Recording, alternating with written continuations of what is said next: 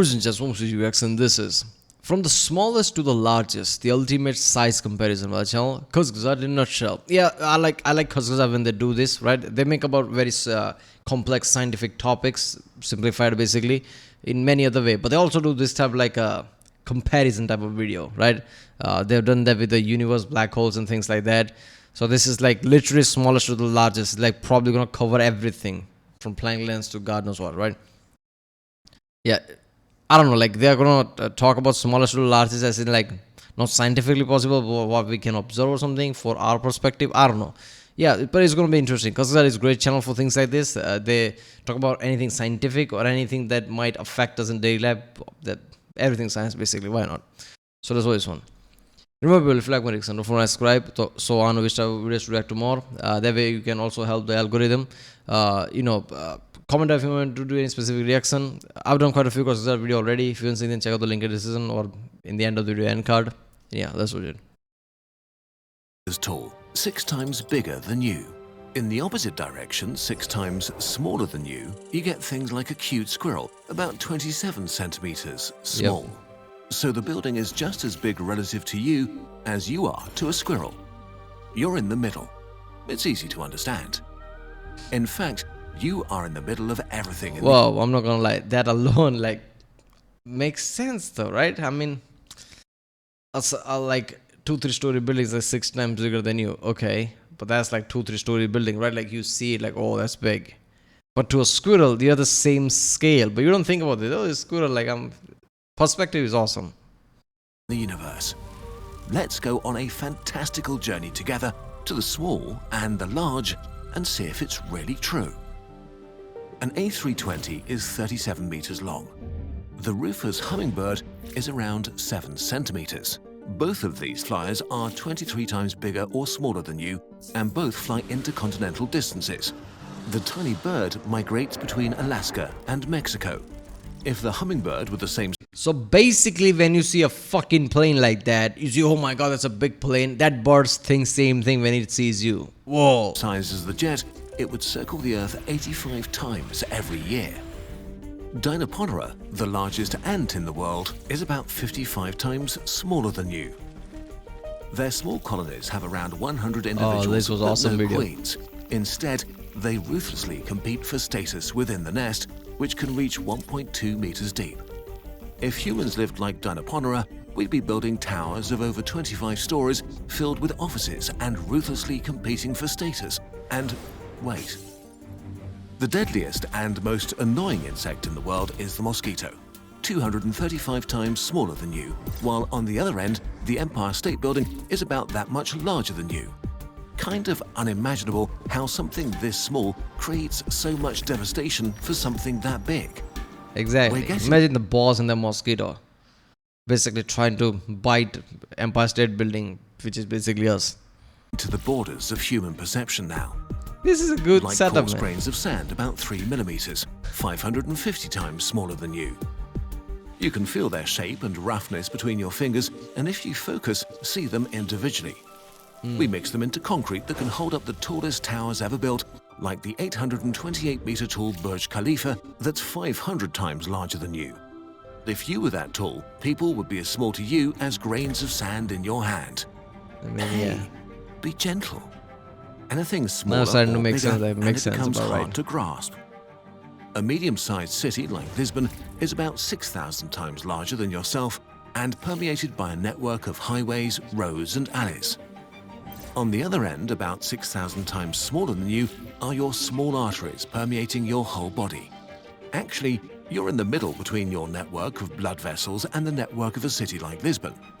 Now that, like, I thought like, okay, when you go into like a grain of sand, like that is really small. Compared to the you like Burj Khalifa, like, yeah, that makes sense. That's not that far. It makes sense to my mind. But then it's like your arteries. That is same way as a fucking like a, a cities. That's a scale. Just imagine like you're like that Lisbon basically, and your artery is like a human sized thing. Oh, that's insane. I mean, it kind of makes that you are like a lot of it, but still, from the arteries perspective, you're a city. Think of a city as a living being, you find more and more parallels. A small alley is as small to the city as an arteriole 0.1 millimeters wide is to you. Your tiniest capillaries are to you what the pipes bringing water to homes are to Lisbon. Going further, 100,000 times smaller than you, we reach a typical skin cell about 30 micrometers in diameter. A neutrophil is half as big, and one of your red blood cells is merely 7 micrometers.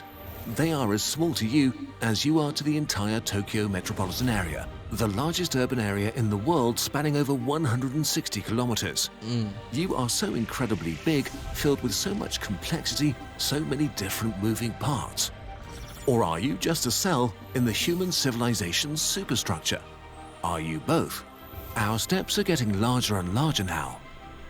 Germany is around 875 kilometers from north to south and the fourth biggest agricultural exporter in the world. 800. Really? That's not that big, man. I mean, if I go to one state to another, that's like 800 so kilometer. That's just the next state. I didn't know Germany was that small. World. Rhizobia is a nitrogen-fixing bacteria up to 3 micrometers long, and without it, that sort of agricultural production is impossible. So we have a country and a bacterium depending on each other, and you are in the middle, both being roughly 550,000 times larger or smaller than you. What about the whole Earth? It's about 12,700 kilometers in diameter, about 7.7 billion times larger than you. On the other side of the scale is Corynebacterium, as little as 0.3 micrometers across, living on your skin and eyes along with 100 billion other bacteria. More than Basically, that's so small that you're a fucking Earth to it. Oh, that's something. 10 times more than there are humans on Earth. Again, you're in the center, right in the middle of something so large that our civilization is a mere scratch on its surface, and something so small and numerous you never notice its presence even as it touches you. I mean, yeah. Does that make you You're feel outside. small or big? From here on out, your brain is breaking a bit. 4 times wider than Earth is Neptune, a cold blue gas giant 49,500 kilometers wide. The largest planet, though, is Jupiter, 140,000 kilometers in diameter. A titanic abyss shrouded in terrible winds. You could drop Earth whole into its depths and it would simply vanish. On the opposite scale, we find the deadly West Nile virus, 50 nanometers in diameter. Or one step down, the spike proteins on a coronavirus that open up cells for its RNA payload. They are as small to you as you are to the planet Jupiter. You are in the middle between gigantic planets and the world of viruses. Not gonna lie, something as small as that might be equal to how a human is smaller compared to the fucking Jupiter. And we somehow figure that out and we create antiviruses and things like that, right? This is insane, right? Vaccine and shit. Humans can do that in the first place. When you put that kind of perspective, it's like insane, right? Look at the science, how much we progressed. It also pisses me off how people just throw their science aside and doesn't I don't believe in scientists. Like, man, do you understand the scale? These tiny things, so deadly. Let that sink in. A tiny virus is taking over and killing lung cells up to 500 times larger than itself with the help of a tiny protein weapon. That's like you trying to kill a giant the size of the Burj Khalifa with a screwdriver. But the real boss of the solar system is the Sun.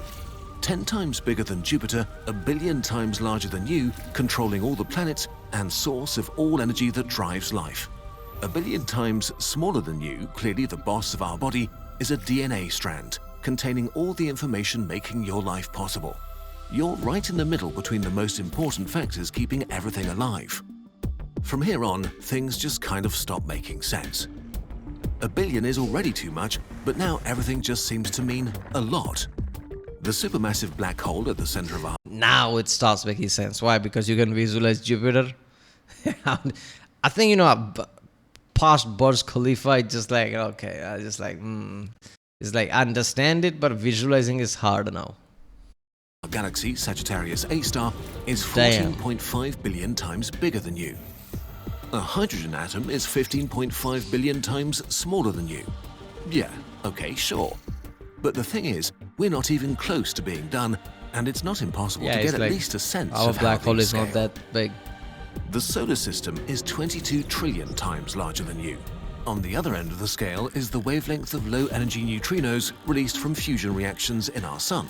Yeah, About there you 100 trillion of them are passing through you every single second, like ghosts a trillion times smaller than you, basically never hitting any of the particles inside you.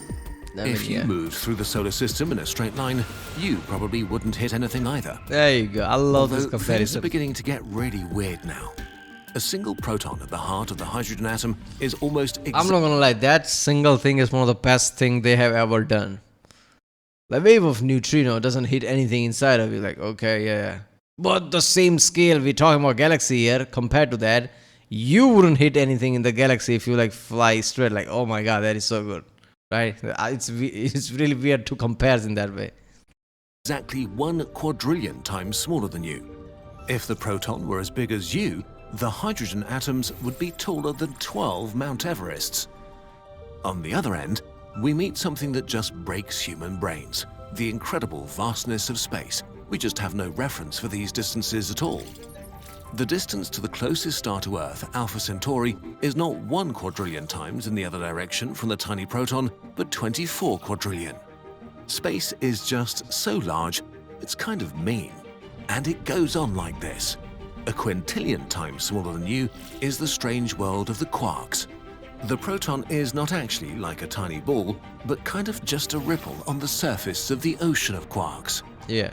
Every moment, countless quarks pop into existence, along with their antiparticle we're enemies, going to before doing quantum now. furious battle and annihilating each other in an instant. How many? Impossible to say, because the harder you look for them, the more quarks seem to appear. We're simplifying so much, it's like a lie anyway. However, Our observing properties rely on like light spectrum.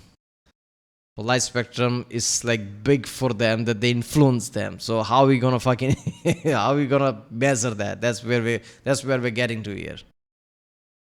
we choose to illustrate this, it's wrong. What actually is a quark? What does it look like to human minds? Nobody knows. As you sit here confused, let's look up again. What?